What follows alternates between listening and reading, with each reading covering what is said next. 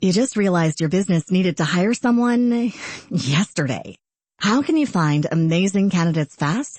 Easy. Just use Indeed. Stop struggling to get your job post seen on other job sites. With Indeed sponsored jobs, your post jumps to the top of the page for your relevant candidates, so you can reach the people you want faster. According to Indeed data, sponsored jobs posted directly on Indeed have 45% more applications than non-sponsored jobs. Don't wait any longer. Speed up your hiring right now with Indeed. And listeners of this show will get a $75 sponsored job credit to get your jobs more visibility at Indeed.com/ARTS. Just go to Indeed.com/ARTS right now and support our show by saying you heard about Indeed on this podcast. Terms and conditions apply. Hiring? Indeed is all you need. From Hollywood, it's time now for...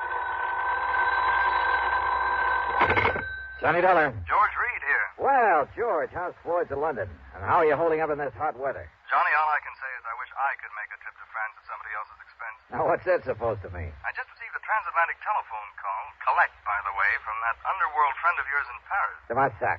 Louis de Marsac. Yes. Calls himself Le Chagris. That's right, the gray cat. Well, why he ever chose to call himself that, Because at night all cats are gray. So he's hard to see in the dark. Well, figure enough for yourself. Paris after dark. De Marsac knows more about the dark alleys and sewers and back streets. But what did he call you about, George? He wants to talk to you about the Olney diamond. The what?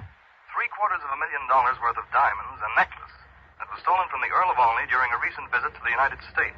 Le Chagris has a lead on him? He wouldn't say, but if he has, you can get them back. Well, believe me, we shan't quibble over your expense account. Including whatever may be necessary to grease the palm of de Marsac? His information usually comes pretty high, you know. I understand that. And a bit of an allowance, shall we say, for my own entertainment while I'm there? Well, now, don't go overboard, Johnny. George, I'll be in touch.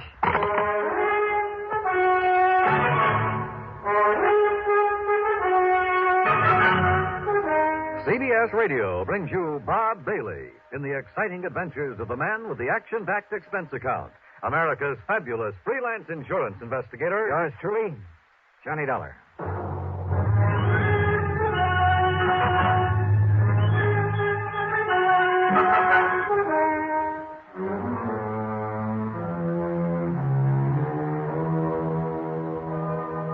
Expense account submitted by Special Investigator Johnny Dollar.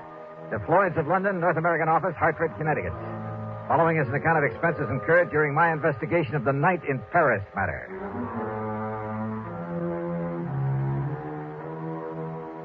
Expense account item 1, $12 even for a call to Paris, France. To a man I wouldn't trust any further than you could throw the loo. Louis de Marsac. Oui, Monsieur Dollar. This is your oldest, your dearest friend, Le Chagris. Oldest and dearest friend, huh? But of course. One of the crookedest, chiselingest connivers I ever met.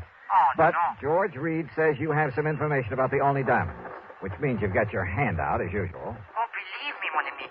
I only told him that I wish to speak to you about something. You didn't hint around about those diamonds? Well, perhaps I did make some very slight reference about them. Yeah. When he objected to my phoning him what you call collect. You know where those diamonds are, de Marsac? Well? Okay, how much do you want this time? Monsieur, you are speaking of money? What else? Mon ami, you hurt me. You touched me to the quick. Oh, sure. How much? Well, one might think that I slave and suffer and risk my life on your behalf only for money. How much, de Marsac? Say, $10,000 American. Yeah, well, it was nice to talk to you. See you around sometime. No. Wait. The only diamonds are worth millions. Millions of francs, not dollars. But if I could tell you where you may find them? In that case, I might be willing to part with, say, 1,000, maybe 1,500. 5,000? If I actually get my hands on them, I'll give you 2. 4? 3,000, that's final. 3,500? Goodbye, de Marsac. No, 2,500. I said Huh? 2,000. 2? Okay, $2,000. Yeah, then I think what you say crossed myself up. I'm sure you did. But do not worry, mon ami. Do not worry. I will do the same for you. Yeah, I'm sure you will. Oui. Now, listen, if I take a plane out of New York a little after 9 tonight, I should get there tomorrow at 5:45 p.m. Paris time. Oui. I'll hang my hat at the Hotel of Bois. You know where that is? But of course. Then I'll pick you up at that hovel of yours at the end of the, Rue de Pas de la Moule. Yeah, the Rue de Pas de la Moule. And you bring the money for me? I'll be there. Expense account item 2, $1,000 worth of American Express traveler's checks. 428 of it went for plane fare, Hartford to New York to Paris. The flight was uneventful, except for the person who occupied the seat next to me. Annette was her name, Annette Dubon. And brother, well, she's 25 or 6, I guess. Tall, brunette, and beautiful. Apparently has money of her own. I decided this trip to Paris wasn't a bad idea at all. Johnny Dollar? Yeah. Oh, I know who you are. You're the insurance investigator I hear about all the time on the radio. Well, don't look so shocked about it. Shocked. I'm thrilled. Tell me all about you. Oh, I'd a lot rather talk about you. Plan to be in Paris long? Oh, a couple of weeks, I guess. Just sort of a vacation. And I'm all alone, so I don't have any definite plans. Ah. Have you, Johnny? I have now. You certainly don't beat around the bush, do you? You know something? I like that. Well, good. Where'll you be staying? The George Sank. All right, then as soon as I get things cleared away, I'll call you. Are you over here to work on some kind of a case? No, just to see an old friend of mine. Are you by any chance staying at the George Sank? The Lavoie. It's over on... I know where it is. And as soon as you're free, you'll call me. Are you kidding? Well, about that time, the stewardess, bless her heart, came around with a champagne. So, what with one thing and another, the time passed quickly. Then, at exactly 5:45 p.m. Paris time, we landed at Orly. Item 3, 5:20 American for a taxi to my hotel, after dropping Annette off along the way. I shaved and showered, then took another cab to the dingy little apartment of Louis de Massac at the far end of the Rue de Pas de la Moule. You ask me, it's one of the most disreputable-looking apartments in the whole city. Dirty, squalid, ramshackle. And, of course, Le Chagris had to live at the top of 4 long flights of stairs. When I finally got up there, feeling slightly winded, I noticed that his door at the end of the gaslit hallway was standing wide open. What? De Marsac. Louis de Marsac. Hold.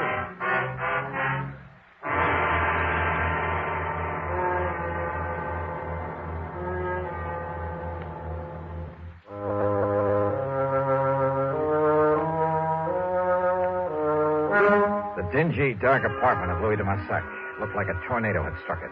It was a shambles, as though somebody had come in and simply done as much damage as possible, and yet at the same time was looking for something, or someone. As for de Massac, there was no sign of him anywhere. I stood there for a moment, wondering what to do next. Huh?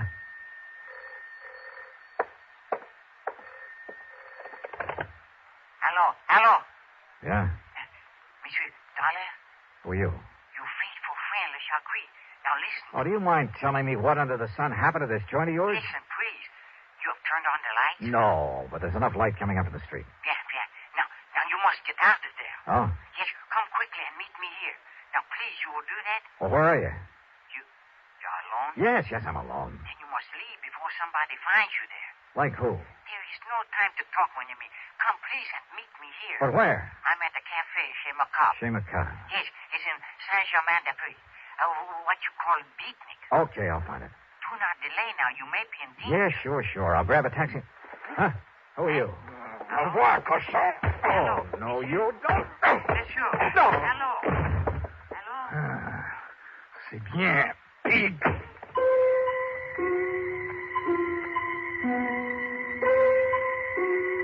When I came to, I found myself propped up in the remains of a chair.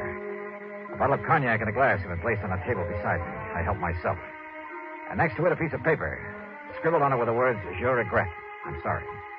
Oh, believe me, if I ever catch up with him, he's going to be a lot sorrier. Another snort of cognac, and I felt able to navigate. I went downstairs, grabbed a taxi, that's item 4, a couple of bucks, and had him take me to the place de Marsac had mentioned over the phone, the Chez Macabre. And what a joint. I've seen a few beatnik pads that were pretty crazy back in the States, but nothing to compare with this. It was a smoky, dark, and dirty place. The beatniks packed into it were dirty, too. Characters who made a business of being characters, including a gaunt chick chanting some poetry in a corner. Then a wormy little man sidled up to my table out of the shadows and proceeded to help himself to my drink. Yeah, it was de Marsac, the Chablis. Do not seem to know me at first, mon ami. Even when you come over and help yourself to my cognac? In this place, it is the custom. But what happened to you when you hang up the telephone on me? Well, somebody sneaked in and worked me over, de Marsac. Any idea who it might have been? No. I hope he did not hurt you too badly. No, he did all right. But why? Now, why the crazy note he left saying he was sorry? But of course, monsieur. But of course what? Well, he must have thought you were me. Oh? Oui, because of a little deal on the statue that I made a week ago. In my business with some of the terrible people I have to deal with, this sort of thing happens all the time. I'll bet. But then, when this man he discovered he had made a mistake, that you were not me... Oh, sure. What can you, the American, know of the art, the poetry of today? Huh? Now, what brought that on? Yeah, I will translate for you then my lovely, my beautiful ode to nothing. Ode to nothing? Listen to my every magnificent word. Oh, now, wait a minute. Nothing. Huh? Nothing. Oh, now, look, for... De Marsac, come on down to earth. Wait. It is all right now. Huh? All right, what do you mean? It was for the benefit of the man who came by the table, who looked at us. Oh, yeah, I noticed him. He was very curious about us, like a spy. A spy? Yes, of course. He may have been from my dear friend, Monsieur Francois Dubesson. Wait a minute. Francois Dubesson. Isn't he the fence who got hold of that painting that was stolen from Vincent Price a while back? That I helped you to recover for a slight fee. And it was through him that you located the Blue Madonna that was taken from the gallery in Philadelphia. Oui, the same. And now it is Dubesson who has the only diamonds. You're sure of that? I am sure. Also, it was Dubesson who arranged to have them stolen back in your United States. Your good friend, huh? But of course. But you're perfectly willing to double-cross him. Why? Because you will pay me so well. If I get my hands on those diamonds. Oh, I have it all arranged. So if you would like to pay me now, the $5,000 American. When I get my hands on him. And it's only $2,000, remember?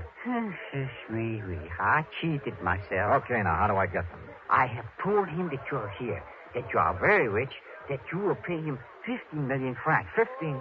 Well, that's close to $30,000. It is better they remain lost to your company. All right. Where'll I find him, Miss Francois Dubesson? He will come to you. With the diamonds? Yes, at your hotel. Tonight at midnight. He knows my name? Well, I've told him that you are Monsieur Robert Matthews from Texas. Yeah, good. Then I'll have to take another room under that name. But of course. And you're sure he doesn't know who I really am? My business? No, because only I could tell him that. All right, now look, de Marsac. If you have any idea of double-crossing me... You? Oh, my oldest, my dearest. And yet, if you were to find out that 3,000... Wait. Okay, de Marsac. If it all goes off without a hitch.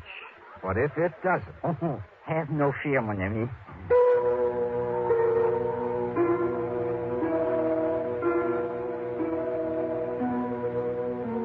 Sure, it was a kind of shady deal to have to make. But under the circumstances, what else? And people simply don't realize how most of the crimes in this world are solved. Not by Sherlock Holmes type of detective work, not by the kind of stuff you read in the mystery magazines, but through informants.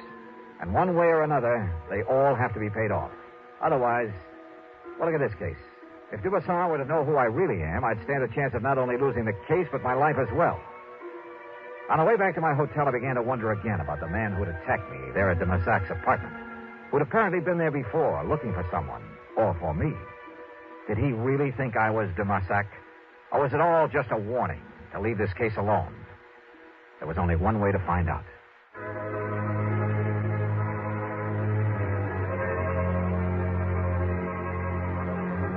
Back in my hotel, I arranged for another room under the name of Robert Matthews from Texas, USA. It was a room adjoining my own with a connecting door. In it, using my best Texas drawl, I'd meet Francois Dubesson when he came at midnight with the Olney diamonds. 15 million francs, de Marsac had told him. Little enough for a necklace worth $750,000. But I've never yet paid a thief for the return of stolen goods, and I had no intention of doing so this time. I settled down to wait for midnight. And then I suddenly realized why I'd felt only half-dressed ever since I was attacked over in de Marsac's apartment. Sure, my gun was missing. Without it, and if Dubesson was wise to me, was the phone in the other room, the one where I'd act out the part of the rich Texan. if there was any point in it.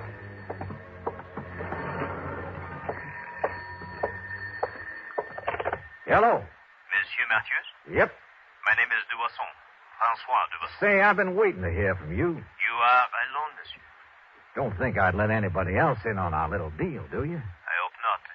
I can be there in 5 minutes. Yeah, anytime you say. I'm just laying here in bed reading to myself. You have the necessary money with you?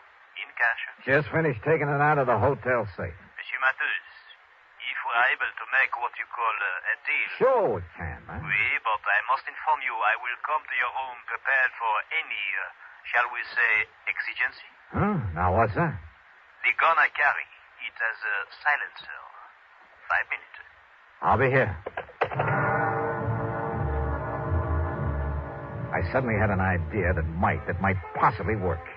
Out of a small rug, a pair of shoes, and a couple of other things, I fashioned a dummy, laid it carefully in the bed in the other room, after making sure the head of that bed was toward the door. I piled up a couple of pillows so that even if there really been someone in it, only the outline under the covers would be visible. I left a cigarette burning in an ashtray, propped up a magazine. From the doorway, then, it looked like someone lying there, reading and smoking. I hoped. I unscrewed a light bulb, then stood behind the slightly open adjoining door.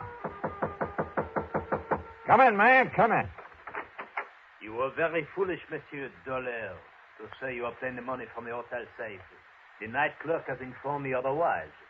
Also, he confessed it was you who took both of these rooms. Well, have you anything to say? I told you Dollar was here because of the jewels, Francois. Annette. Oui, ma chérie. So, Annette, you may dispose of him once and for all. Close the door. No! Look, there's a dummy in that bed. Oui, you are right. But Dollar has no gun now. And if he's here, Francois... Take care, ma chérie. Don't worry. First, we try that other room. I nudged open the adjoining door, and with everything I had, I pitched the light bulb across the room at the far wall. No, he's in here. Then I dove in low at the first of them I could reach. Annette! Annette! A bad mistake, Johnny. Because I have the gun. Yeah. I suppose I should have known, Annette. Your last mistake. Because with this silencer, nobody will ever know. Oh, I'm sorry, Mademoiselle. Oh, dear. Oh, thanks, Tomarsak. Like the U.S. Marines. But such a pity, monsieur. Huh? That I should stoop so low as to strike a beautiful woman. Of course, the fact that it saved my life. 5,000. Sure. 5,000.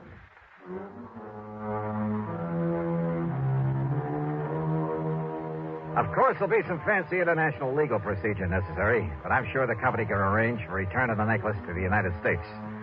As for Dubuisson and the lovely but treacherous Annette, well, the Paris police are making the arrangements for them, and I'm sure they won't be very pleasant ones. Expense account total, including a couple of nights on the town, $5,000 for Dubuisson and deluxe transportation back home, $5,878 even. Wow. Oh, incidentally, I met a luscious little blonde on that return trip who, well, she... Now, let's not go into that. Yours truly, Johnny Dollar.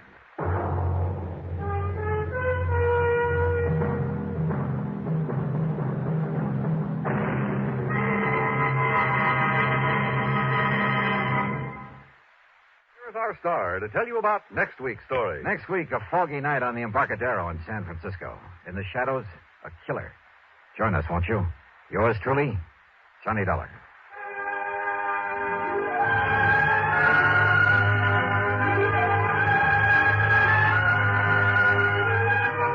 Yours truly, Johnny Dollar, starring Bob Bailey, originates in Hollywood and is written, produced, and directed by Jack Johnstone.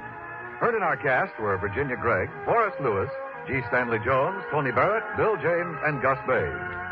Be sure to join us next week, same time and station, for another exciting story of yours truly, Johnny Dollar.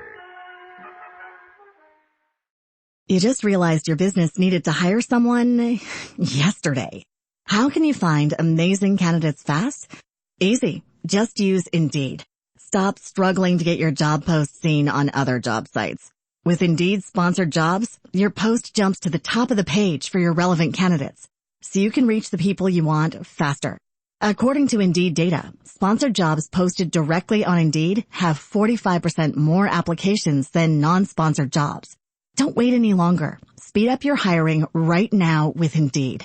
And listeners of this show will get a $75 sponsored job credit to get your jobs more visibility at Indeed.com/ARTS. Just go to Indeed.com/ARTS right now and support our show by saying you heard about Indeed on this podcast. Terms and conditions apply. Hiring? Indeed is all you need.